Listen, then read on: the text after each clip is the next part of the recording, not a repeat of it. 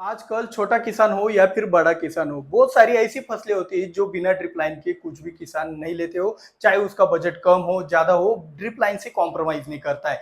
तो यहाँ पे ये बात तो नॉर्मल है। आपके लिए नया क्या है आज के इस वीडियो के अंदर कि आजकल एक ट्रेंड चल रहा है। क्या ट्रेंड चल रहा है? सब्जी वर्गीय फसलों के अंदर डबल लैटरल डालने से, डबल ड्रिप लाइन डालने से आपकी उपज डबल हो जाएगी।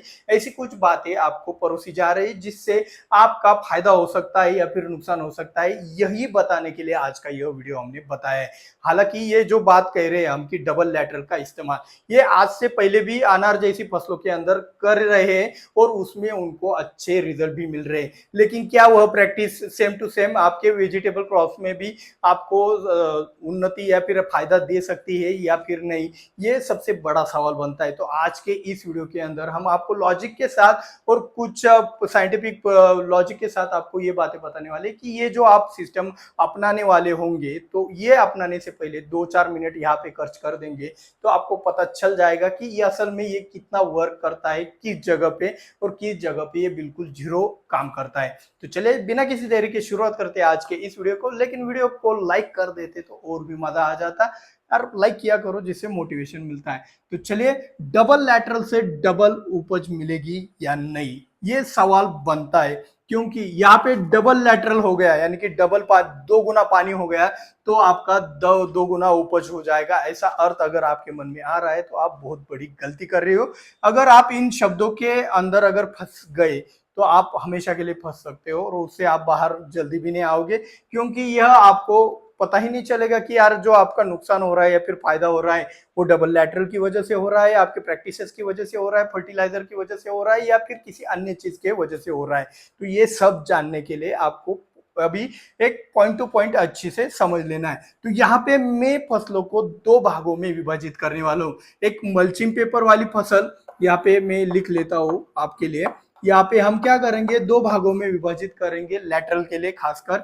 एक मल्चिंग पेपर वाली फसल और एक विदाउट मल्चिंग पेपर, मतलब यहाँ पे ओपन कह सकते हैं हम, ठीक है, बिना मल्चिंग पेपर के। तो मल्चिंग पेपर के अंदर जो फसल होती है तो उसके अंदर अगर हमने डबल लैटरल का इस्तेमाल किया तो उसका क्या रिजल्ट मिलेगा, और ओपन के अंदर जैसे कि अनार में अभी हो भी रहा है तो उसका रिजल्ट कैसे मिलता है ये अभी देख लेंगे। तो पहले ओपन के अंदर ही देख लेते हैं, जो सक्सेस है पहले उसके ऊपर बात कर लेते हैं। तो क्या हो रहा है कि अनार जैसी फसल के अंदर जो पानी की पूर्तता है, अभी देखो अनार खासकर ज्यादातर हल्की जमीनों में ज्यादा लगाया जाता है।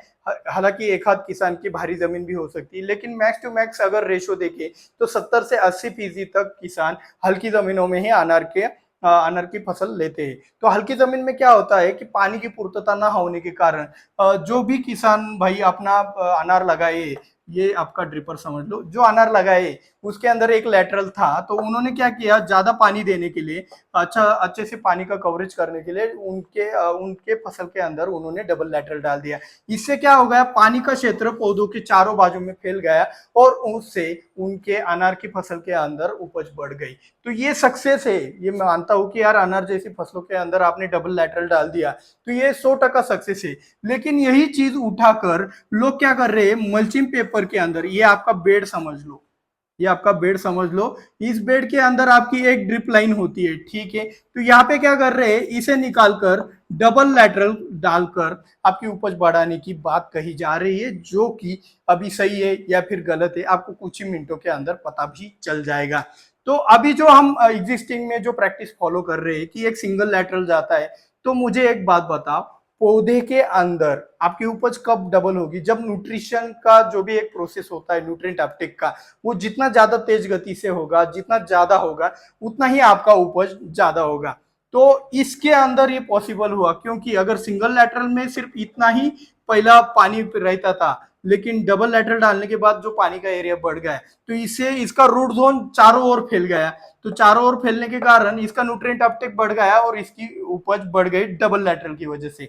लेकिन मल्चिंग पेपर के अंदर आपको ये बात समझना है कि जब आपका सिंगल लैटरल है तो सिंगल लैटरल के अंदर से जो भी पानी जाता है तो वो पानी जाने के बाद क्या आपका बेड आपको नमी कम दिखाई देता है? मतलब मेरा सीधा सवाल है आपसे, आप मुझे कमेंट में भी जरूर बताना कि आप जो सिंगल लैटरल वाला जो भी ड्रिप सिस्टम मल्चिंग पेपर के अंदर इस्तेमाल कर रहे हो, उसके अंदर जो भी आप पानी देते हो, तो क्या आपको पानी की जो भी नमी होती है वो कम दिखाई देती है? यानी कि अगर सिंगल लैटरल है तो यहाँ तक ही पानी दिखता है, ऐसा कुछ होता है? या फिर आपका डबल लैटरल डालने के बाद आपका पूरा का पूरा बेड गीला होता है? ये इसका जवाब मुझे चाहिए।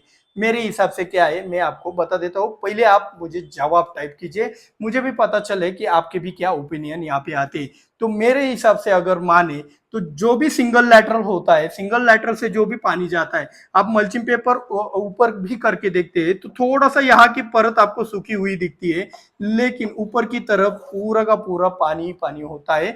तो ये बेड के किनारे के अंदर सूखा तो होता ही है, डबल लैटरल भी लगा दिया तो यहाँ पे सूख ही जाता है अगर हीट ज्यादा हो तो। बारिश के मौसम में तो यार सिंगल लैटरल ही बहुत काफी है। मैं तो कहता हूँ बारिश के मौसम के अंदर सिंगल लैटरल चलाने का मौका भी बहुत कम बार मिलता है, इतनी नमी जमीन में होती है। तो पहला सवाल ये बनता है कि अगर बारिश के मौसम के अंदर अगर आप मल्चिंग पेपर के अंदर डबल लैटरल इस्तेमाल कर रहे हो तो आप बहुत बड़ा नुकसान आप अपना करवा रहे हो।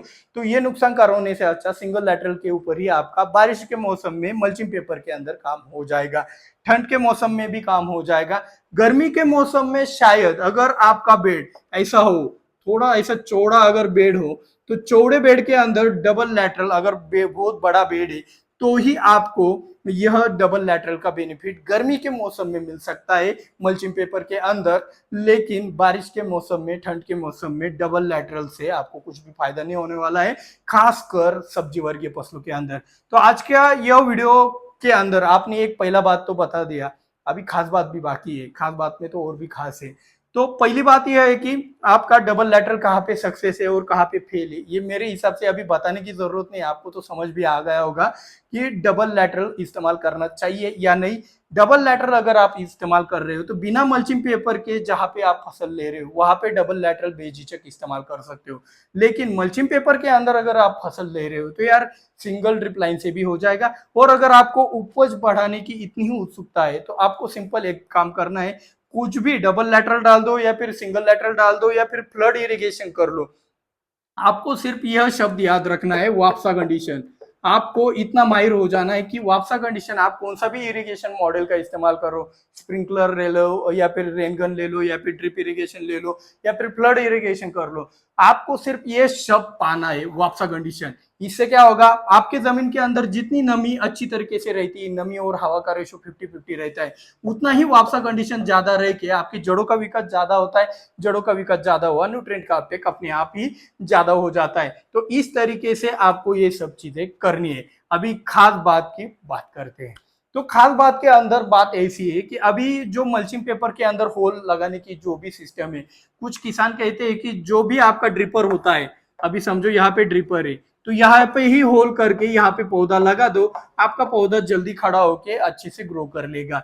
लेकिन मुझे एक बात बताओ, अगर पौधे का तना यहाँ पे रहेगा, शुरुआती अवस्था में उसके जड़ों का विकास ज्यादा नहीं होता है तो उसको जगह पे पानी चाहिए, ज्यादा जरूरत है, अगर वो नहीं मिला तो वो पौधा सूख जाएगा, ये मानता हूं मैं। लेकिन अगर वो पहले की अवस्था छोड़ दे, अगर एक बार वो स्टेबल हो गया, सस्टेन कर लिया, पहले 10 दिन छोड़ दिए तो 10 दिन के बाद ये जो अवस्था रहेगी ना आपके ड्रिपर के पास पौधे का तना, ये आपको नुकसान ही देता रहेगा, यहाँ पे व्हील डाईबैक जैसे रोग ज्यादा ज्यादा आते रहेंगे।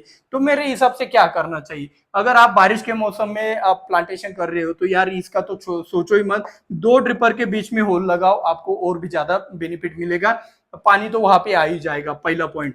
दूसरा पॉइंट, अगर गर्मी के मौसम में भी अगर आप ये प्रैक्टिस फॉलो करना चाहते हो तो आपको एक बात याद रखनी है कि एक बात याद रखनी है कि अगर आपने पौधा लगाया, ठीक है यार, देखो ड्रिप लाइन नहीं है ऐसा समझ लो, ड्रिप लाइन नहीं है और आपने छोटे छोटे बेड बनाकर आपने पौधे लगा दिए, छोटे छोटे बेड बनाकर पौधे लगा दिए, उसमें फ्लड इरिगेशन किया, खुला पानी छोड़ दिया, खुला पानी छोड़ने के बाद वो पानी नीचे की तरफ जाता है और आपकी जो पौधे की जड़ें वो पानी की तरफ जाती है। तो आपको एक बात समझना है कि पौधे को अगर पानी चाहिए तो वो जड़ों का विकास करके उस जगह तक जा सकता है। अगर आपने खुद से अगर पौधे के जड़ों में पानी दे दिया तो वो जड़ों का विकास कहाँ से होगा? उसको तो समय पर सब जगह पे मिल रहा है। तो जो सब जगह पे मिल रहा है तो वहां पे न्यूट्रिएंट का जो भी एक सिस्टम है न्यूट्रिएंट अपटेक का वो खत्म हो जाएगा या फिर कम हो जाएगा और डिसीज प्रेशर भी ज्यादा बढ़ जाएगा। तो इसीलिए आपको सिंपल वाली बात करनी है कि ड्रिपर से दूरी रखकर ही आपको प्लांटेशन करना है। तो आज की खास बात भी आपको अच्छी लगी होगी। इतनी ईमानदारी से आपके लिए वीडियो बनाते हैं तो इसके लिए एक लाइक और एक शेयर बनता है।